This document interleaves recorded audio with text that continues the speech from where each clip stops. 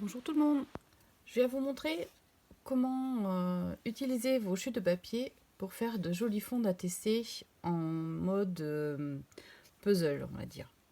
Donc pour réaliser ce genre de fond, je vais vous montrer ma technique. Alors j'utilise un carton de récupération d'emballage, vous voyez ça, je pense que c'était des fautes de chez Action.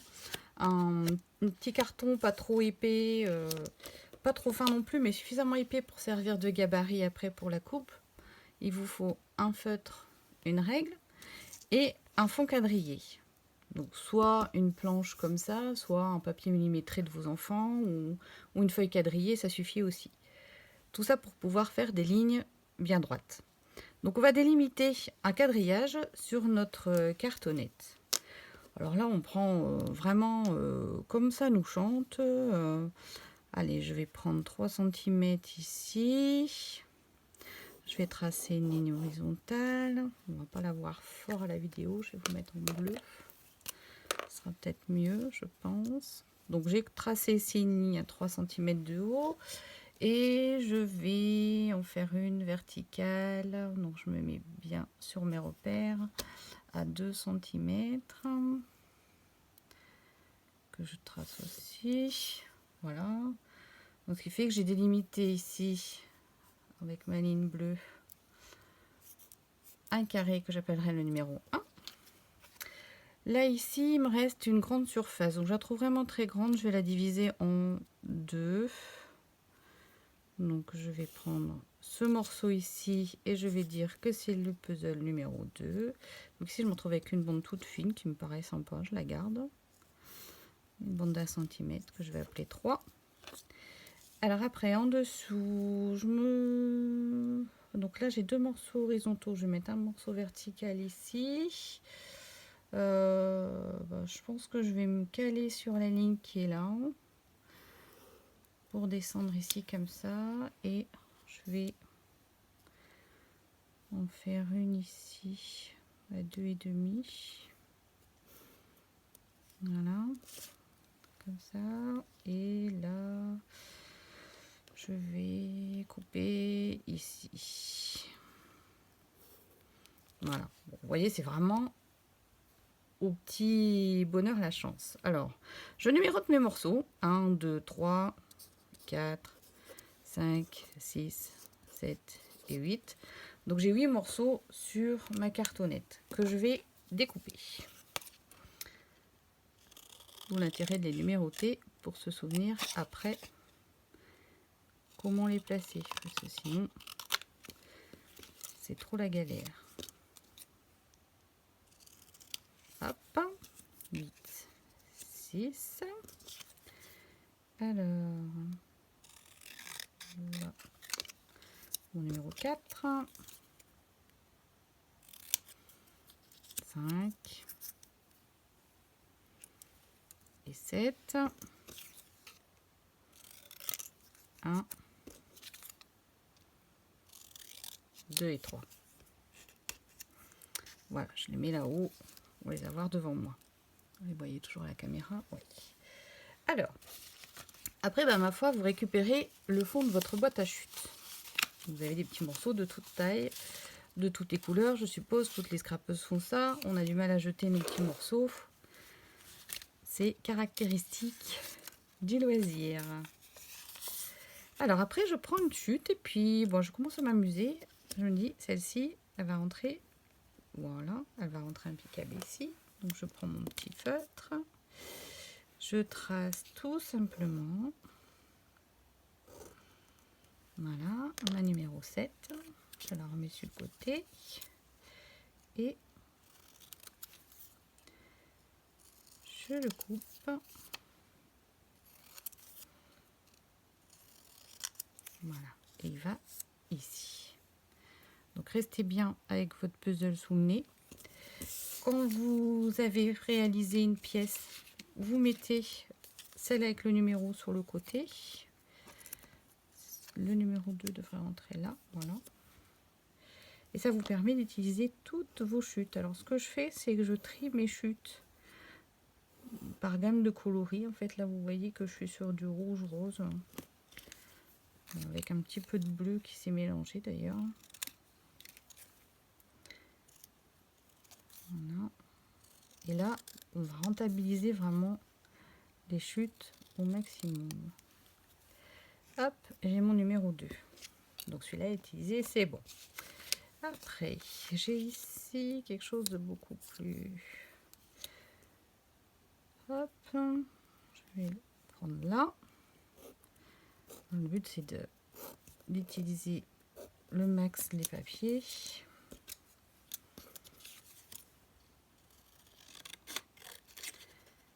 Les papiers, ça coûte quand même cher, donc c'est quand même bien dommage de les perdre. Ça commence à être joli. J'ai l'envers ici qui est sympa. Un petit 8,40 là. Oui. Hop.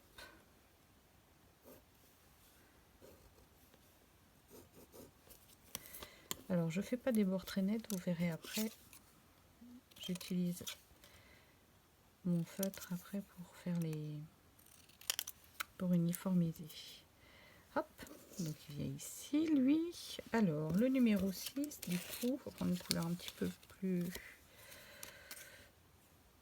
Bon, ça va être trop fade. Ça va être très rouge. Hein. Si. Alors, bon, du bois, ça pourrait être sympa, du bois. Allez, le numéro 6. Veux-tu venir? Hop. Voilà. Donc, ce que j'essaie de faire, c'est de dresser dans les papiers de la même épaisseur. Pour avoir, vous voyez, là, c'est les papiers de chez Action, sont assez rigides. Si on part sur des gros, des petits, des gros, des petits, on risque d'avoir des surprises au moment du collage. Alors ça, tout juste. Hop. Il va me manquer un petit coin, mais c'est pas très grave. Hop, ça et ça, poubelle. Alors après, j'ai un morceau un peu bleu. Celui-là qui est déjà... Celui-là, c'est juste la bonne hauteur.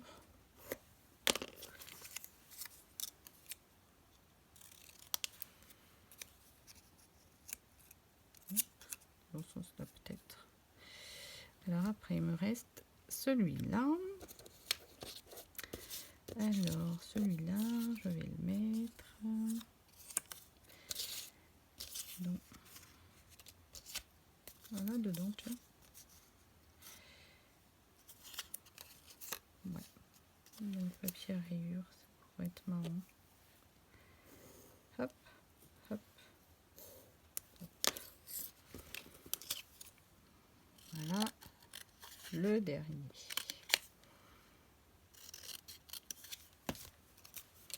Alors, numéro 3, c'est fait. Donc, j'ai tous mes morceaux qui sont faits. Donc là, après, dans un papier brouillon, j'ai découpé un format d'ATC vraiment à la bonne taille.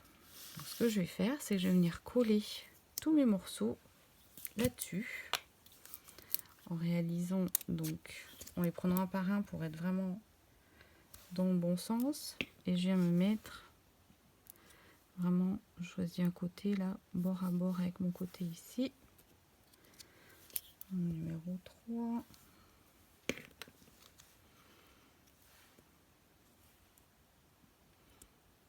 Hop, celui-ci en dessous.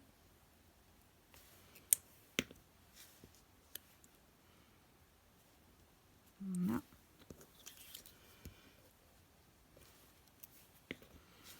Lui ici. Voilà. Alors celui-là. Hop, ici sur le coin. Hop, vous voulez faire se chevaucher un peu si vous jugez que... Alors il y a toujours un petit décalage parce qu'en fait vous tracez avec le feutre et sans faire exprès, hein, volontairement, on découpe toujours plus large Alors là, je suis pas sûre que je suis dans le bon sens. Alors lui, je pense qu'il vient là et lui là. Je pense que ça devait être quelque chose comme ça. Enfin, je me souviens plus trop. Et si je recommence à tout remettre proprement. Voilà. Vous voyez, j'ai un petit chevauchement léger. Comme derrière, je suis sûre d'être à la bonne taille, je retaille tout ce qui dépasse. Voilà.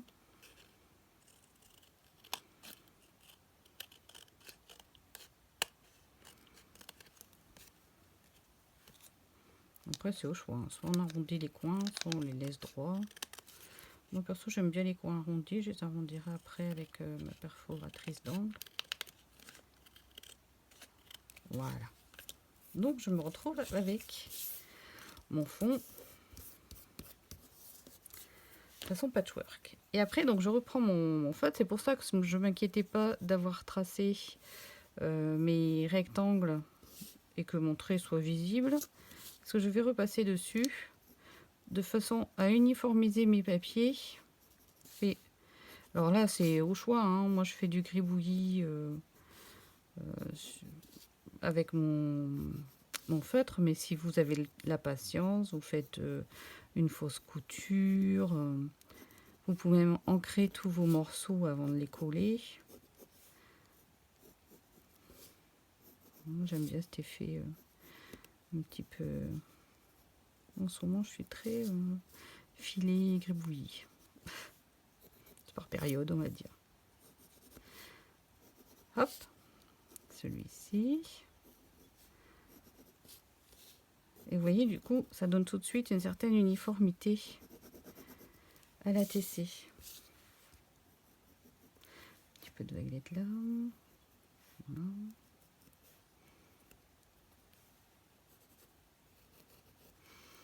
Voilà. Et voilà, donc j'obtiens un joli fond que je peux refaire autant de fois que je veux, vu que j'ai gardé mes petits morceaux. Et à chaque fois, selon comment vous découpez, vous n'avez pas les mêmes pièces aux mêmes endroits. Alors pour faire celui-là, j'avais utilisé ça comme découpe. Après, ce que je fais, c'est que je les réassemble les uns à côté des autres. Je mets juste un bout de scotch. Le jour où je vais m'en servir, j'ai plus qu'à couper sur le scotch et c'est utilisable à l'infini. Et avec ça, je vous mets au défi, vous videz votre boîte de chute en faisant de très jolis fonds. Pour faire des ATC avec ce genre de fond, ce que je vous conseille, c'est d'utiliser des images plutôt style noir et blanc qui vont bien se détacher sur vos fonds et les personnages seront beaucoup plus visibles sur ce type de fond, alors que par exemple si je mets une image en couleur, vous voyez tout de suite ça ne fait pas du tout le même rendu. C'est quand même beaucoup plus sympa, je trouve, avec une image en noir et blanc sur ce genre de fond. Ça ressort beaucoup mieux. Il vous reste à mettre un petit texte, un petit tampon, un petit quelque chose, et votre ATC est faite. Voilà. Mais écoutez, j'espère que cette petite astuce vous sera utile. Et puis à bientôt pour une autre astuce ATC. Bye bye, bon scrap tout le monde.